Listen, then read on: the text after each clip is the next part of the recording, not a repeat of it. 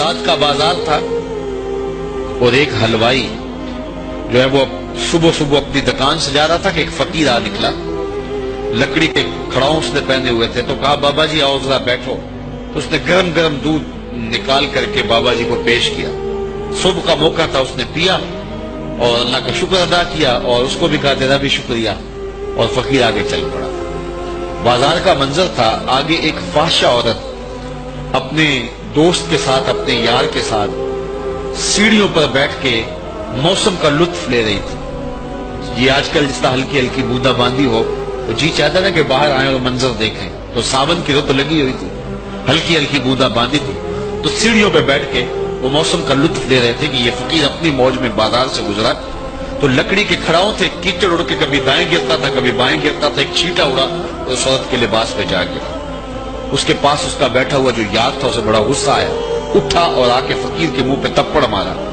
فقیر بنے پھرتے ہو، چلنے کی تمیز بھی نہیں ہے، قیمتی لباس آیا کر دیا. فقیر نے آسمان کی طرف دیکھا اور ہنس کے کہا مالک تو بھی بڑا بے نیاز ہے، کہیں سے دودھ پلواتا ہے کہیں سے تھپڑ مرواتا ہے. کہا مالک تیری بھی عجیب شان ہے، کہیں سے دودھ پلواتا ہے کہیں سے تھپڑ مرواتا ہے. یہ کہہ کے فقیر آگے چل پڑا. وہ عورت چھت پہ جانے لگی تو پاؤں پھسلا سیڑھی سے تو سر کے بل گری.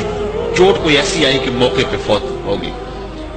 شور مچ گیا کہ فقیر نے کوئی بد دعا دی تھی آسمان سے منہ کر کے، تو یہ قیمتی جان چلی گئی. فقیر ابھی بازار کے دوسرے کونے تک نہیں پہنچنے پائے تھے کہ پکڑ لیے گئے. لوگوں نے کہا فقیر بنے پھرتے ہو، حوصلہ بھی نہیں رکھتے ہو، کیا ہوا میاں؟ کہا تم نے بد دعا دی اور عورت کی جان گئی. کہا بلّہ میں نے تو کوئی بد دعا دی تھی. کہا نہیں تیری بد دعا کا کیا ڈرا ہے. لوگوں نے جو ہے وہ ضد کی کہ تو نے کوئی بد دعا دی تھی تب ایسا ہوا. جب لوگوں نے ضد کی نا، اس نے کہا اگر سچی بات پوچھتے ہو نا تو میں نے بد دعا کوئی نہیں دی، یہ اصل میں یاروں یاروں کی لڑائی ہے.